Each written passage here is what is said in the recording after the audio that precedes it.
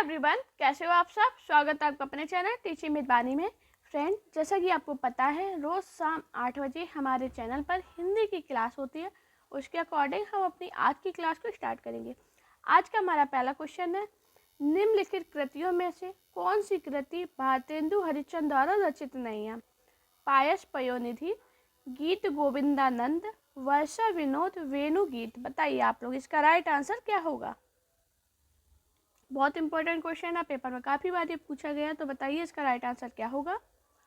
कौन सी कृति भारतेंदु हरिश्चंद्र द्वारा रचित नहीं है।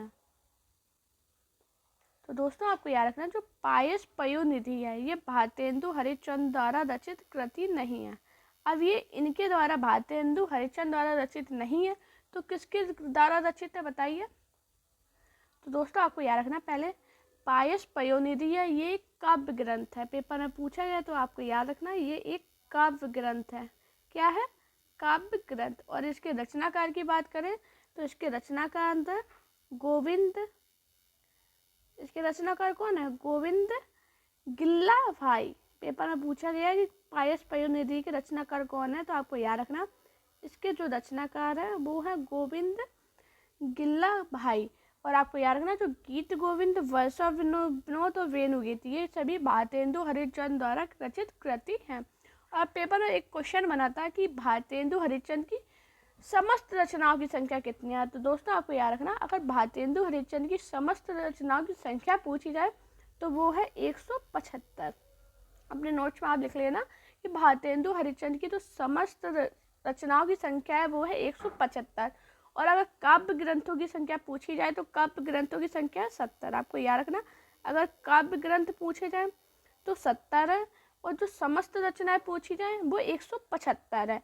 और पयोनिधि है ये एक काव्य ग्रंथ है जिसके रचनाकार गोविंद गिल्ला भाई है। हमारा नेक्स्ट क्वेश्चन है, भारतेंदु हरिश्चंद्र ने काव्य धारा को किस ओर मोड़ा। निर्गुण भक्ति की ओर, रीति ग्रंथों की ओर, स्वदेश प्रेम की ओर, या श्रृंगार प्रियता की ओर। बताइए इसका राइट आंसर क्या होगा। भारतेंदु हरिश्चंद्र ने काव्य धारा को किस ओर मोड़ा, बताइए। दोस्तों आप सभी से रिक्वेस्ट है, कमेंट में ज़रूर बताना कि आज की क्लास आपको कैसी लगी और आपका स्कोर क्या रहा है। आप सभी ने कमेंट आए थे कि मैम आधुनिक युग काल के क्वेश्चन कराइए, तो आधुनिक काल में सबसे पहले आज मैंने भारतेंदु युग के आपको क्वेश्चन करा रही है, जो पेपर में काफ़ी बार पूछे गए हैं अलग अलग एग्जाम में। बताइए भारतेंदु हरिश्चंद्र ने काव्य धारा को किस ओर मोड़ा है। तो दोस्तों आपको याद रखना, जो भारतेंदु हरिश्चंद्र है इन्होंने काव्य धारा को स्वदेश प्रेम की ओर मोड़ा है। तो इसका राइट आंसर होगा ऑप्शन सी। हमारा नेक्स्ट क्वेश्चन है, भारतेंदु हरिश्चंद्र की रचना हिंदी भाषा का प्रकाशन वर्ष है 1865 ईस्वी, 1885, 1890 या 1850। बताइए इसका राइट आंसर क्या होगा। ये यूपी टीजीटी में पूछा गया क्वेश्चन है। इससे पहले वाला भी मैंने जो कराया वो भी यूपी टीजीटी में पूछा गया था। बताइए इसका राइट आंसर क्या होगा। भारतेंदु हरिश्चंद्र की रचना हिंदी भाषा का प्रकाशन वर्ष है। बताइए दोस्तों आपको याद रखना, जो भारतेंदु हरिश्चंद्र की रचना, इधर से एक क्वेश्चन बना, भारतेंदु हरिश्चंद्र की रचना कौन सी है, हिंदी भाषा, और इसका प्रकाशन वर्ष की बात की जाए तो वो है 1890 ईस्वी। इसका राइट आंसर है ऑप्शन सी। अच्छा दोस्तों, भारतेंदु हरिश्चंद्र से क्वेश्चन बनता है कि इनका जन्म और मृत्यु क्या है, टाइम क्या था। तो आपको याद रखना, भारतेंदु हरिश्चंद्र का जो जन्म था वो 9 सितंबर कब हुआ था, 1850 में। और इनकी मृत्यु की बात करें तो इनकी मृत्यु कब हुई थी, बताइए। आप लोग मुझे कमेंट में बताना कि भारतेंदु हरिश्चंद्र की मृत्यु कब हुई थी। लेकिन मैं आपको बता दे रही हूँ, पेपर में पूछी गई है, क्योंकि आपको याद रखना, जो भारतेंदु हरिश्चंद्र की रचना की बात की जाए तो हिंदी इसका प्रकाशन वर्ष 1890 है, और इसके जो जन्म है वो 1850 में है। और अब आपको बताना इनकी मृत्यु कब हुई थी, और इनकी जो मृत्यु को कितने वर्ष में हुई थी, आप ये कमेंट करना, मुझे बताना। वैसे मैंने आपको बताया इसलिए मैं नहीं बता रही हूँ, तो आप लोग मुझे कमेंट में बताना कि भारतेंदु हरिश्चंद्र की मृत्यु कब हुई थी और ये कितने वर्ष की उम्र में इनकी मृत्यु हुई थी। हमारा नेक्स्ट क्वेश्चन है, निम्नलिखित में से भारतेंदु हरिश्चंद्र की रचना नहीं है। अपवर्ग पंचक, हिंदी भाषा, आषाढ़ महामात्य, भक्ति सर्वस्व। बताइए इसका राइट आंसर क्या होगा। बताइए आप लोग, भारतेंदु हरिश्चंद्र की रचना कौन सी नहीं है? बताइए सभी लोग। ये भी यूपी टीजीटी 2021 में पूछा गया क्वेश्चन है। तो दोस्तों आपको याद रखना, जो भारतेंदु हरिश्चंद्र की रचना नहीं है वो है आषाढ़ महामात्य। ये भारतेंदु हरिश्चंद्र की रचना नहीं है। इसका राइट आंसर है ऑप्शन सी। अब ये आषाढ़ महामात्य नहीं है रचना, इसमें क्वेश्चन में आपको थोड़ा सा कंफ्यूजन होगा क्योंकि आप लोग ने पढ़ा है महामात्य, आपको से याद रहेगा। तो आपको याद रखना वो था वैशाख है, आषाढ़ ना होके वैशाख था। ये आपको याद रखना, एग्जामिनर ऐसी छोटी छोटी गलतियां करता है और हम इसी में कंफ्यूजन में जाते हैं। तो आपको याद रखना आषाढ़ नहीं था, वैशाख था। हमारा नेक्स्ट क्वेश्चन है, भारतेंदु कृत तदीय सर्वस्व किसका अनुवाद है? ऋतु का, नारद भक्त की सूक्त का, मेघदूत का, आंखों की किरकिरी। बताइए, भारतेंदु कृत तदीय सर्वस्व किसका अनुवाद है? ये DSSB TGT में पूछा गया क्वेश्चन है। तो बताइए इसका राइट आंसर क्या होगा? दोस्तों आपको याद रखना, तो भारतेंदु कृत तदीय सर्वस्व वो अनुवाद है, वो किसका है? नारद भक्ति सूत्र का। इसका राइट आंसर है ऑप्शन बी। हमारा नेक्स्ट क्वेश्चन है, भारतेंदु की रचनाओं का संग्रह किसके नाम से है? भारतेंदु दर्पण, भारतेंदु ग्रंथावली, भारतेंदु वाणी या भारतेंदु पैशून। बताइए इसका राइट आंसर क्या होगा? ये भी DSSB PGT में क्वेश्चन पूछा गया था। आज मैं जितने भी आपको क्वेश्चन करा रही हूँ, आज का मैं जब भी आपको क्वेश्चन कराती हूँ ये सभी प्रीवियस ईयर ही कराती हूँ। मैं कोई आपको फालतू के मॉक टेस्ट नहीं लगवाती हूँ। उन मॉक टेस्ट का कोई फ़ायदा नहीं है जो पेपर में पूछे नहीं जाएंगे। अगर आप प्रीवियस ईयर लगाते हो तो आपको इससे अपना लेवल भी समझ में आएगा और आपको खुद में समझ में आएगा कि मैंने प्रीवियस ईयर इतने कर लिए हैं। आपको फिर कहीं अलग से करने की ज़रूरत नहीं है। अगर आप डेली मेरी क्लास पढ़ रहे हो तो आपको किसी भी प्रीवियस ईयर पेपर लेने की ज़रूरत नहीं है, क्योंकि मैं आपको सभी प्रीवियस ईयर पेपर कराती हूँ। सभी जो इम्पोर्टेंट क्वेश्चन होते हैं वो कराती हूँ और आपको मैं PDF भी सेंड कर रही हूँ। आपको कोई टेंशन नहीं लेना, आपकी तैयारी बेस्ट है। बस रिवीजन करने के लिए डेली शाम को 8 बजे क्लास देखा कीजिए और अपना स्कोर जानो। मेरा इतना स्कोर जा रहा है, मेरे इतने क्वेश्चन सही जा रहे हैं, जिससे आपको तैयारी बहुत अच्छी होगी। और जब आपका सिलेक्शन होगा ना, तब आप मुझे कमेंट में बस लिख देना, मैम आपकी वजह से मेरा सिलेक्शन हुआ। तो बताइए, भारतेंदु की रचनाओं का संग्रह किसके नाम से है? और बाकी आपसे बस मैं यही चाहूँगी कि आप मेरी वीडियो को लाइक शेयर सब्सक्राइब जरूर कीजिए।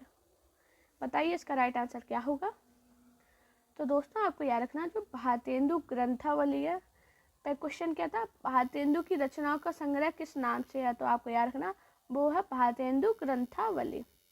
अब इससे क्वेश्चन बनता है कि भारतेंदु ग्रंथावली के संपादन किसने किया? संपादन से क्वेश्चन बना है, तो आपको याद रखना वो थे ब्रज रत्न दास। पेपर में पूछा गया, ब्रज रत्न दास से क्वेश्चन बना है। तो आपको याद रखना भारतेंदु ग्रंथावली का संपादन किसने किया था? ब्रज रत्न दास ने।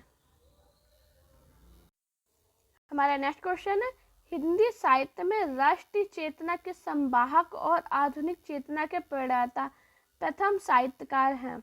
सोहनलाल द्विवेदी, महावीर प्रसाद द्विवेदी, भारतेंदु हरिश्चंद्र या हजारी प्रसाद द्विवेदी। बताइए आप लोग इसका राइट आंसर क्या होगा?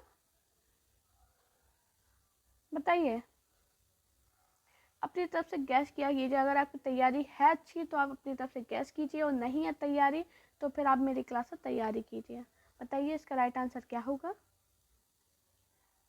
हिंदी साहित्य में राष्ट्रीय चेतना के संवाहक और आधुनिक चेतना के प्रणेता प्रथम साहित्यकार हैं? सोहनलाल द्विवेदी, महावीर प्रसाद द्विवेदी, भारतेंदु हरिश्चंद्र या हजारी प्रसाद द्विवेदी। तो दोस्तों आपको याद रखना इसका राइट आंसर है ऑप्शन सी, भारतेंदु हरिश्चंद्र। मैंने क्या बताया? हिंदी साहित्य के राष्ट्रीय चेतना के संवाहक और आधुनिक चेतना के प्रणेता कौन है? प्रथम साहित्यकार कौन है? भारतेंदु हरिश्चंद्र। हमारा नेक्स्ट क्वेश्चन है, भारतेंदु जी के जिस प्रकार वर्तमान गद्य भाषा के स्वरूप प्रतिष्ठापक थे, उसी प्रकार वर्तमान साहित्य परंपरा के प्रवर्तक, उक्त कथन किसका है? हजारी प्रसाद द्विवेदी, रामचंद्र शुक्ल, बाबू गुलाब राय या महावीर प्रसाद द्विवेदी। बताइए आप लोग इसका राइट आंसर क्या होगा? बताइए इसका राइट आंसर क्या है? भारतेंदु जी जिस प्रकार वर्तमान गद्य भाषा के स्वरूप प्रतिष्ठापक थे, उसी प्रकार वर्तमान साहित्य परंपरा के प्रवर्तक। ये कथन किसने किसके लिए बोला है, बताइए।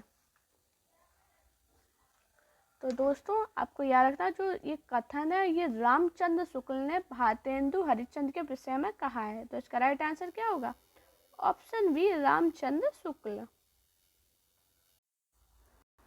हमारा नेक्स्ट मोस्ट इम्पोर्टेंट क्वेश्चन, यानी कितने बार एग्जाम में पूछा गया था कि तरनी तनुजा तट तमाल तरवर बहु छाए, झुके फूल सो सल जल परसन हित मनु सुहाए के रचयिता हैं भारतेंदु हरिश्चंद्र, जयशंकर प्रसाद, सुमित्रा नंदन पंत या मैथिली शरण गुप्त। बताइए इसका राइट आंसर क्या होगा।